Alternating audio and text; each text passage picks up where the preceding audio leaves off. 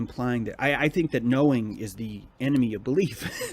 I think that when we know things, what we really are is in a trance where we've locked in the world in a certain way to save us calories, and it's going to be a lot harder for us to open that and consider new evidence.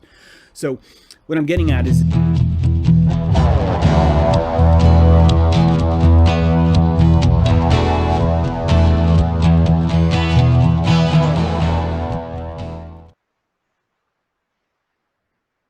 hey, happy Mercury transit. Got a question here. What is prana? Where does it come from? How do you harvest it?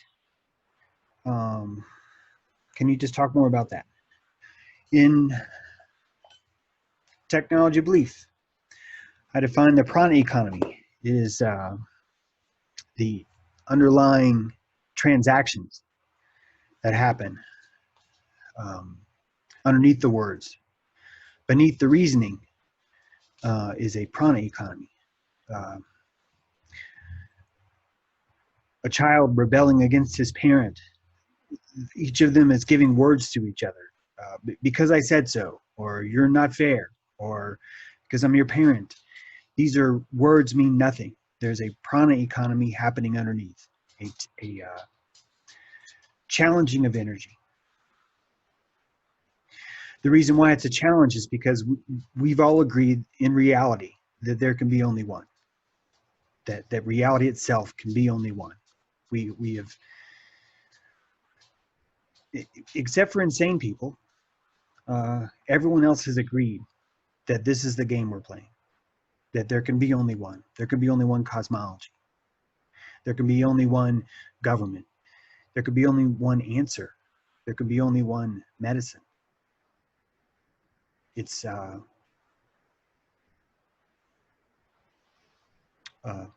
synthesis of the New World Order. It's the synthesis of the Tower of Babel. The antithesis of that is prana. The antithesis of that is this belief goo, this plasma that's all around us. It's found in different places. It's found in dogs. Right now, my dog's feet are tapping. He's drinking water right now. I hear that prana in the sound of his tongue lapping water up right now. It's in flowers. It's on your altar. It's inside of rocks people send you, or medicine bags. It's inside of magnets that you get inside of books that you weren't expecting. It's a buildup of parthenia. Parthenia is a living virginity. It's a kind of a essence that you build up over time. So where you get prana is you make it. You charge it. You build up energy over time into it. If you write in the same diary, you're building prana in that book. That book becomes vital to you. But it's still just paper. But you know it's more than that. It's got prana inside it. That's the prana economy underneath.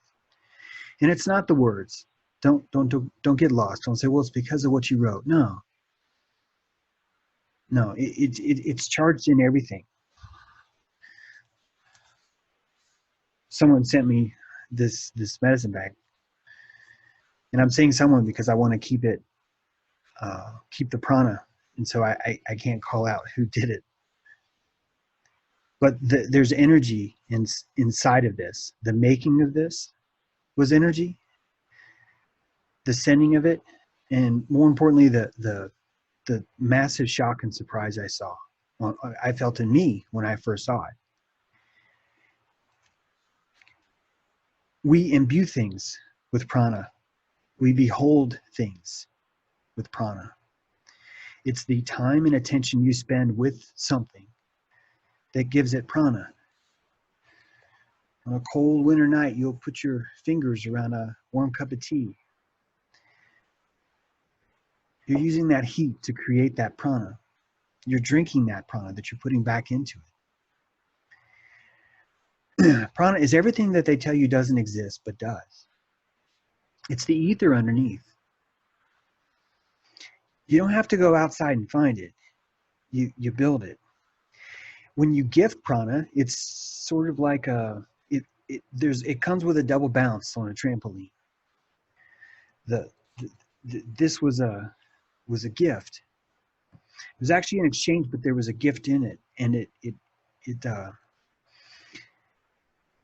it causes prana to increase. How the hell does that work, you might ask? Why does a gift have more prana in it than if I go out and I buy something from the store? Why does the pen of someone famous, if someone famous was to give you a pen, you would walk home with that pen understanding that it had prana attached to it. If you could verify it, you could sell it on eBay. You could literally put a price tag on that prana. So how does that work if it doesn't exist? How does the world work if it's really, truly materialistic? If everything's a freaking ball bearing, if everything's a particle? The reason why they've been lying to you about special relativity is so you won't believe in prana. And if you don't believe in prana, then whatever you do believe in becomes something that you don't even think is real. You don't think that your own beliefs are real, that they have any kind of influence or harvest on the world.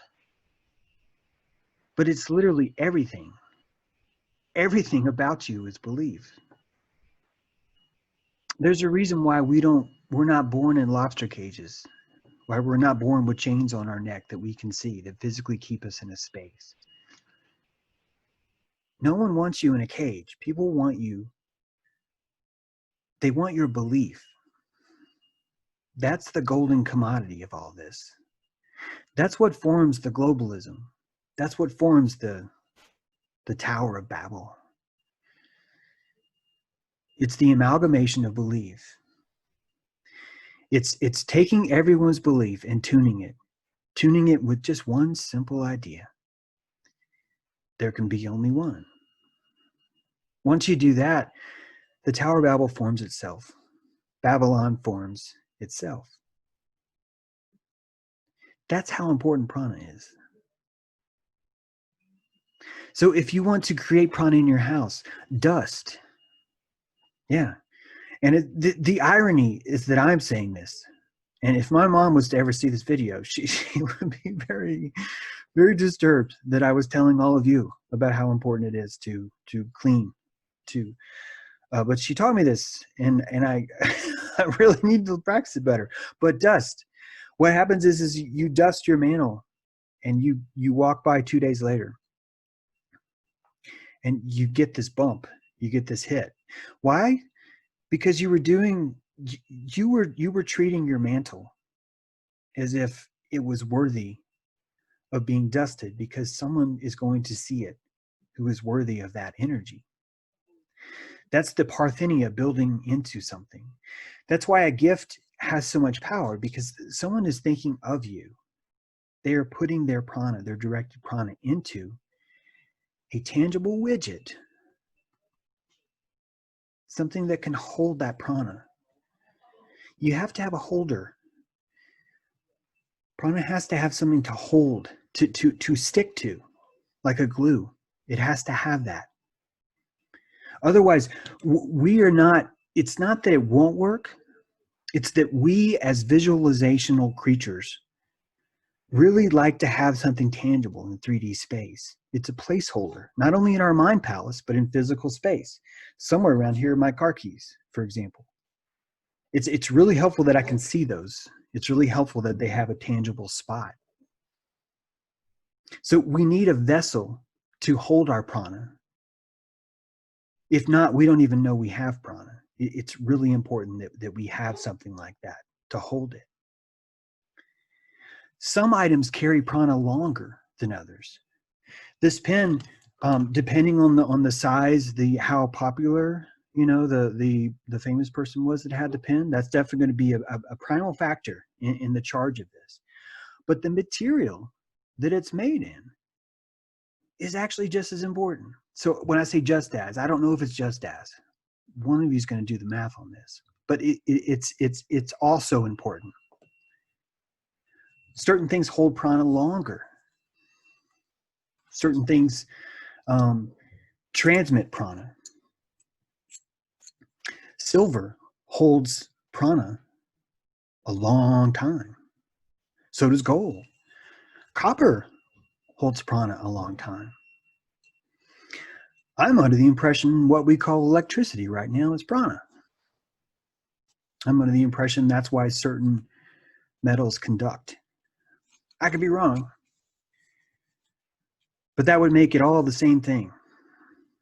That would make all of the energy inside our body the same as what's out there.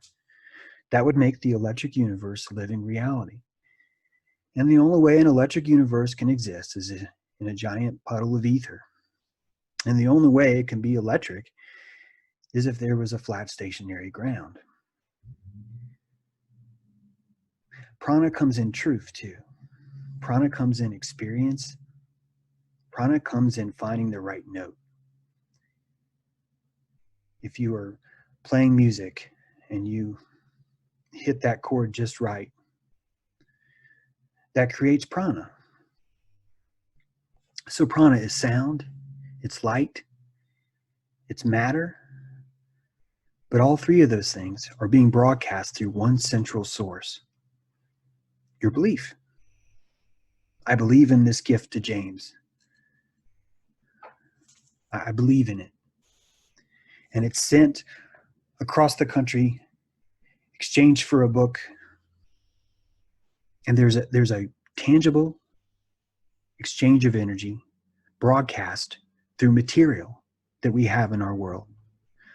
When you prune, when you dust, when you nurture, what you're really doing is charging it, imbuing it with your own belief in prana.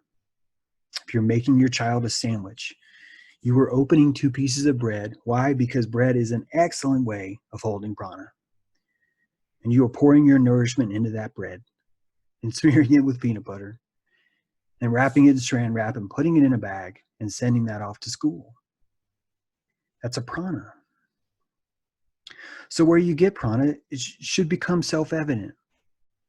Surround yourself with people that love you and create your own prana for them. That's all you have to do. You will actually feel that prana yourself. I'm going to ruin some of my prana because I'm going to tell you guys. See, when you give credit to yourself, when you list yourself as the owner of something, the prana changes a little bit. I'm not saying that everything has to be anonymous. That's actually not what I'm saying. I'm saying that it changes a little bit. For example, I gave someone money the other day, and it if I wouldn't have told you, it would be even more valuable. The reason why it would be even more valuable is because I only did that for myself and that person. It becomes more of a gift. Do you understand what I'm saying? It becomes more of something that I feel gratitude, or that I'm actually beholding gratitude for. It's charged up. But if I'm walking around telling you all about it, hey, I did something nice and generous. It's not even that that's wrong. It's just that it's going to change the transaction. It's going to change the prana economy of that transaction a little bit. And I'm not even going to tell you how, because it's going to depend on who you're talking to, how it deals with it. These are all things that you can discover, that you will see. You'll know it because you'll take that pen home. And the next day it won't quite feel the same. Or maybe it'll feel stronger. A quarter from what is that Dick Cole's name? Buzz Aldrin. A quarter from Buzz Aldrin had a ton of prana, right? until you realized it was a lie. And then you saw, oh, wait, this isn't, wow, this is really different. And it's, guess what? It still has prana. It's not like you now have that same quarter that he sold someone else. Said, I took this quarter of the moon. Wow, Buzz, wow. But not only that, the prana changes after the fact. It's beyond light speed, isn't it? Isn't it? It instantaneously changes the prana the moment you find out. So truth itself affects prana. And that's what takes it back to this idea that it's belief, that it all comes from us, that somehow, first of all, drop special relativity, which means now we're back at looking at the universe and honestly saying, I don't know exactly how this works. But that somehow I can imbue an object with prana, send it on its way, and 7 years in the future, something can change, and the entire prana inside that object changes simultaneously. This is real stuff, guys. It's real. Just because you can't see it doesn't mean it's not real. We see what is that? 0.2% of the visual spectrum, right? I think it's something like, it's like crazy small like that. Maybe it's even less. Doesn't mean it's not there. Now, important point. Take all that I just said about prana, about charging, about how you have to have an object to hold that prana, that prana has to go somewhere, right?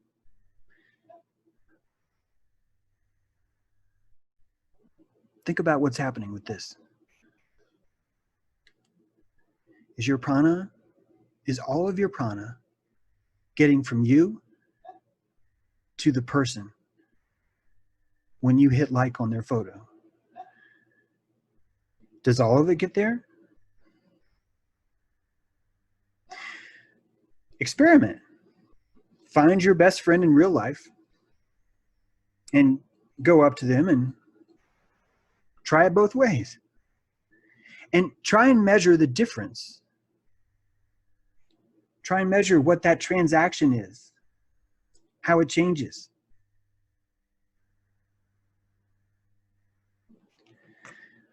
I only want you to do this so you'll understand prana more. This is the technology of belief. And it's harvestable. And you can be gelded from it. And with it.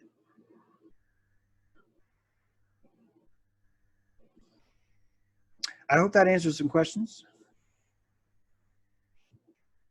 And I'm going to keep this one short. So it's just about prana economy.